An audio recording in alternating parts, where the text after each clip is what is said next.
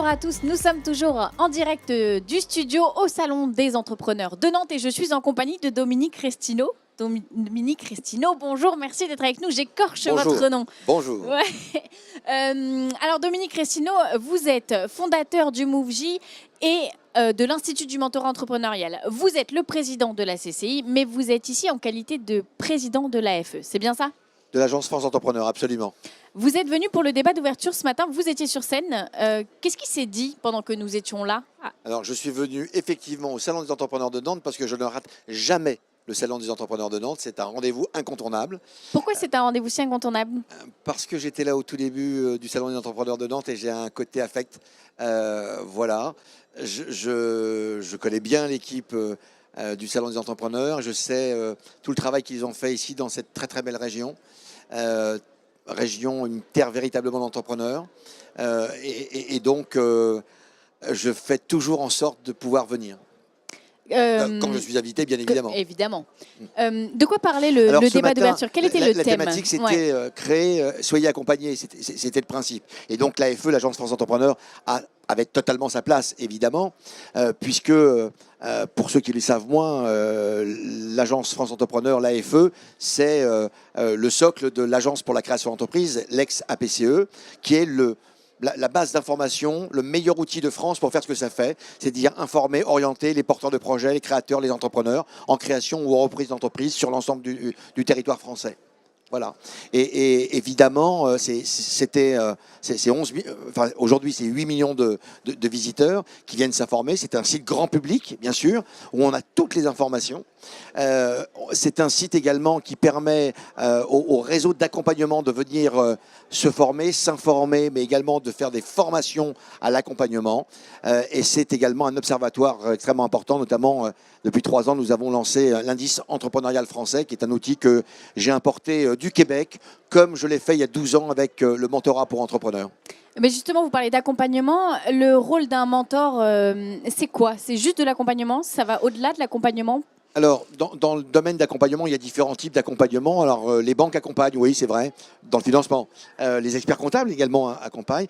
Mais quand on parle d'accompagnement humain, c'est davantage le rôle des réseaux d'accompagnement. Alors, il y a des grands réseaux nationaux et il y a des plus petits réseaux. Ce matin, on pose la question, c'est quoi les bons réseaux? C'est qui les grands, les bons? Je dis, mais il n'y a pas de grands, de bons. Il y a des réseaux d'accompagnement et généralement, c'est ceux qui, en fonction d'une personne, si un réseau accompagne une personne, c'est qu'il a raison d'exister. Voilà, c'est un peu le principe. Je vais le prendre à l'envers. Dans le domaine de l'accompagnement, on a du conseil, on a des parrains, des conseillers, des parrains, des accompagnateurs et on a des mentors. Le mentorat, ou des coachs également. Le mentor n'est ni un coach ni un conseil. Le mentor est exclusivement un entrepreneur, exclusivement, qui, comment dirais-je, a cette expérience de la création, de la reprise d'entreprise, du développement de l'entreprise. C'est un homme ou une femme qui est totalement bénévole, qui accompagne son mentoré, comme on le dit, sans lui donner de conseils. Mais c'est-à-dire, comment on ne donne pas de conseils? C'est pas possible. Si, c'est possible. C'est très difficile, mais c'est possible. En clair, le mentor est là pour aider l'autre à se poser, le mentoré, à se poser les bonnes questions, à avoir un effet miroir, à ouvrir les champs du possible. Le mentor est totalement bénévole. Il n'a pas le droit d'investir dans l'entreprise de son mentoré jusqu'à 2 ans après la fin du programme. Il n'est pas du même secteur d'activité. Il comprend bien sûr le secteur d'activité de son mentoré. Comment dirais-je, il ne peut pas être en concurrence. Il n'est même pas au bord de l'entreprise de son mentoré. Parce que le socle de la relation mentorale, c'est la confiance et la bienveillance. Et donc ces ingrédients sont là pour faire en sorte qu'on puisse parler à son mentor, qu'on voit régulièrement. Le programme dure.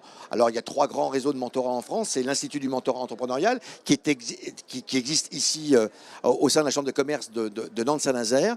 Il y a, là, c'est pour les entreprises à fort potentiel de croissance, donc des boîtes qui ont déjà plusieurs salariés qui dépassent le million d'euros de chiffre d'affaires. La moyenne, c'est des boîtes qui font entre 4 et 5 millions d'euros, une quarantaine de salariés, qui vont vers les ETI. Ça n'existait pas il y a 12 ans. C'est ce qu'on a déjà fondé. Ensuite, pour les jeunes de 18 à 30 ans, le MoveJ, Mouvement pour les jeunes et les étudiants entrepreneurs, qui est également à Nantes, également dans la région. Et il y a le réseau M pour tous ceux qui ne sont pas dans ce cadre-là et qui ont aussi besoin d'accompagnement dans cette relation mentorale qui est assez spécifique.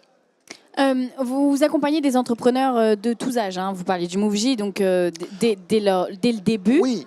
Est-ce qu'il existe un profil type de l'entrepreneur en France? Oui, alors je vais être clair, il y a un profil type. Sur chaque projet, il y a un profil. Sur chaque profil, il y a un projet. Voilà. Non, il n'y a pas de portrait robot.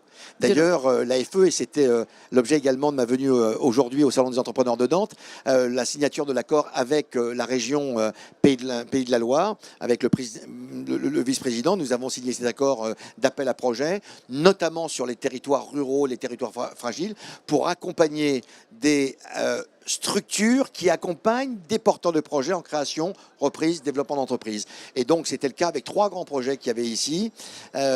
Co-démarrage 53, Boost également, et également le projet avec ce que j'apprécie beaucoup. Et ça, c'est ici que ça se passe, et c'est véritablement comment dirais-je, un modèle à suivre. C'est l'association Chambre de commerce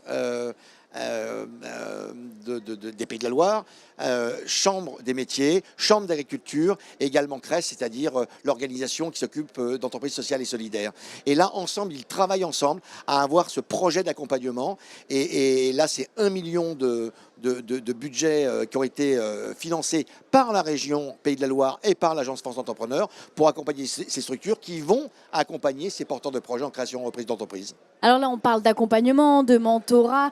Est-ce qu'un entrepreneur est obligé de passer par ces structures pour grandir? Est-ce que l'accompagnement et le mentorat, c'est indispensable aujourd'hui? Heureusement, non. D'ailleurs, j'ai envie de dire, je crois que c'est à peu près, les chiffres, c'est 30% des chefs d'entreprise ou des porteurs de projets qui sont accompagnés.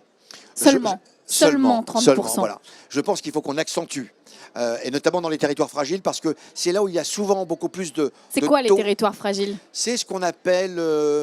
alors, les quartiers. Quels sont ces territoires fragiles? Il y en a, je ne sais pas combien, dans les zones politiques de la ville, les zones rurales.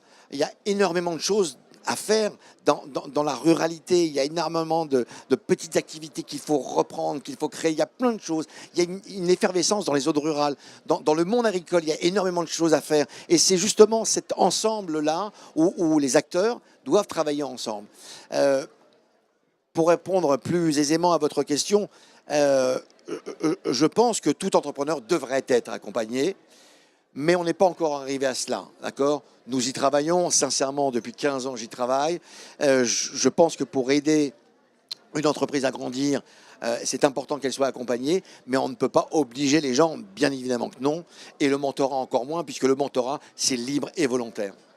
Merci beaucoup Dominique Ressineau pour vos mots. Beaucoup. Vous l'avez compris, si vous n'êtes pas encore accompagné, n'hésitez pas.